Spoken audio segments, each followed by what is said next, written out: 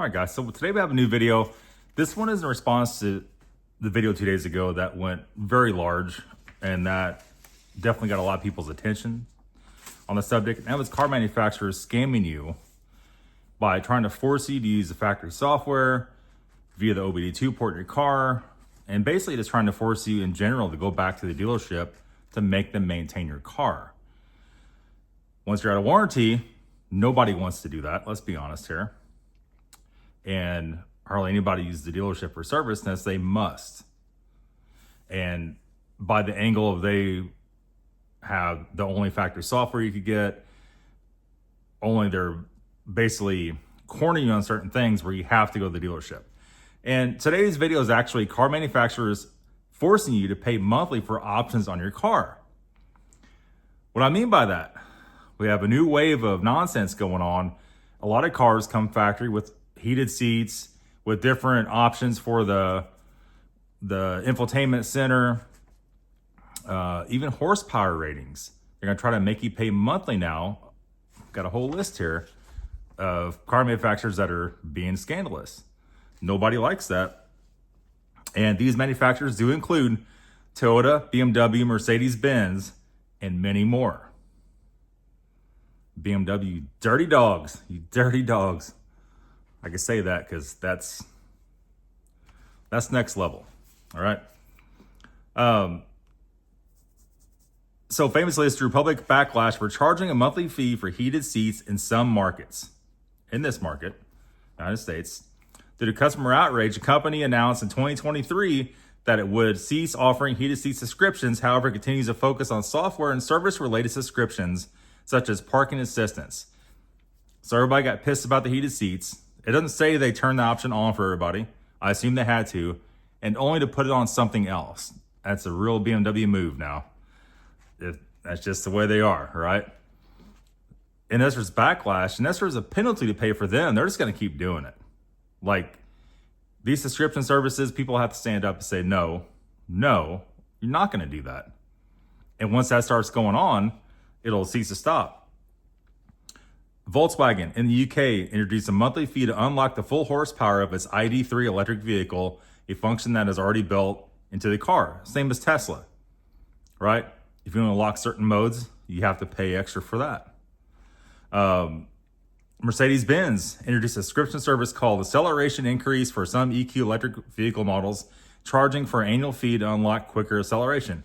That's the issue with the EV cars. It's even the issue for the turbo cars, the gas turbo cars, because they could cut boost, electronic cut boost, and make you pay to have the full options. Fortunately, they also have software that if you try to trick that, they could shut it down remotely and cause you a big problem, or void your warranty, or ban you from going to the dealership. There's all kinds of ugly tricks. And General Motors offers its OnStar and Super Cruise features through subscriptions.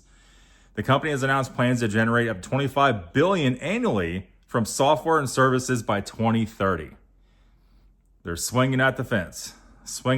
General Motors already lost a huge amount of money here recently. I mean, just for all kinds of stuff. Whoever's running that company, man, they're still in business. What are you doing? What are you even doing? You know, Ford and Dodge is just as bad, equally as bad.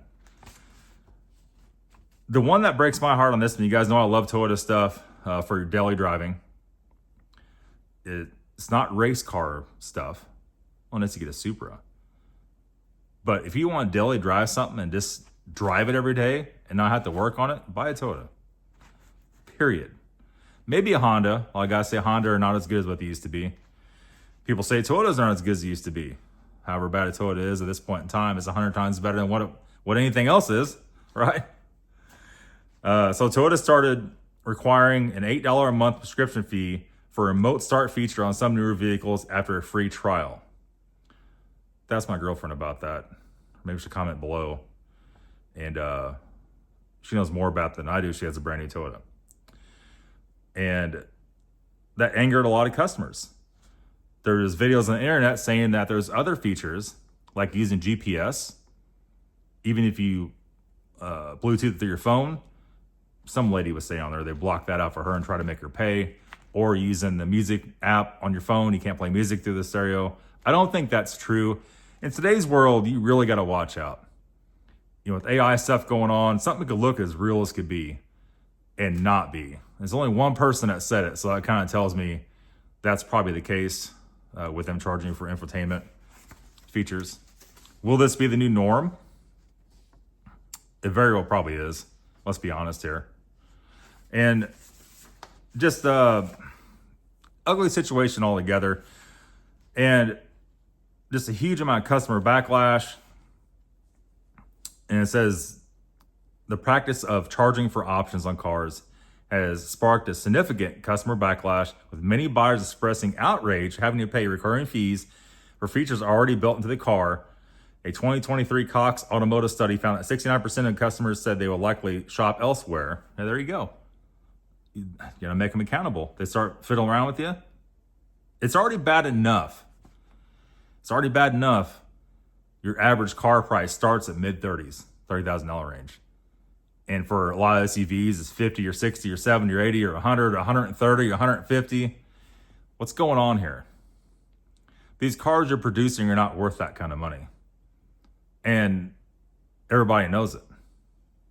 How much is this in for? Probably, I don't know, $80,000 new. There's some stuff on this thing. You're like, how? Crank hub? How was that ever supposed to work? But they didn't care. They since fixed that on B58 stuff. But I mean, there was a lot of years S55 was out. Even N54 had those issues and weren't as prevalent. But damn, BMW, like, spend 30 more cents and fix that when you're making this stuff. You know, not to cause you thousands and thousands of dollars down the road. And when you have a weird problem like that, trying to find a shop to work on that stuff is almost impossible, except the dealership. But the dealership's not going to do that job. They're going to say, you need a new engine. Whether it slipped or not. Oh, you want a new crank hub? Well, we swap engines here at the dealership, at this dealership. We don't do internal workings. Some of that is they can't trust the employees to do that kind of stuff. And a lot of you get angry over that, but man, that's the case. I could tell you some stories on that stuff. And the next controversy is centered on whether a subscription is a software-based service like advanced navigation updates or hardware-based feature like heated seats. Consumers usually expect hardware features to be part of the vehicle initial vehicle purchase. If you're buying a vehicle that has options on it, and only to buy it and find out that a month later, we know it has the option. Can you imagine the dealership telling you this? We know it has the option, but you're gonna have to pay some extra money. We know you're already paying $2,000 a month for this car. You're gonna have to pay a little more. Can you imagine that conversation I would be having with them? As most of you would, as most of you should. As seen on with BMW's heated seat subscription, it just goes on to talk about the heated seats mainly. And unfortunately, everybody's shifting towards that, paying for subscriptions for your car for basic features, especially infotainment stuff. And it's just me. I really think that something like they should stop this. Somebody should stop this at this point. It's up to you guys buying these new cars to stop this. And if you don't buy the new car and you tell them this is why we're not buying this car or we're going somewhere else, that dealership's going to be like, oh, enough people do that, they're going to stop. Or if enough people have enough reach, not this dude, enough reach on the internet, start speaking out about this now before they all do it, they won't have any choice but to stop. There's a reason why 20-year Toyotas are way up in price and everybody wants one and they're impossible to get because you don't have to deal with all that stuff. This is an ugly situation. Hopefully they get snipped in the butt. It's been going on for a couple years. This 2023 stuff and newer. It's always something, isn't it? Always something. You guys want to see a video on this M4 or not? I'm skittish to upload this. I don't think it's going to get any views. I think it's going to be a waste of time. the hardcore viewers of this channel for years and years will want to see it. We may do it, but I think it'd be a few more regular videos and then maybe just a general update on the cars around here and what's going on and why this weird bed is in my background. Who thinks up this crap? Probably me. Thanks a lot, guys. We'll see y'all later.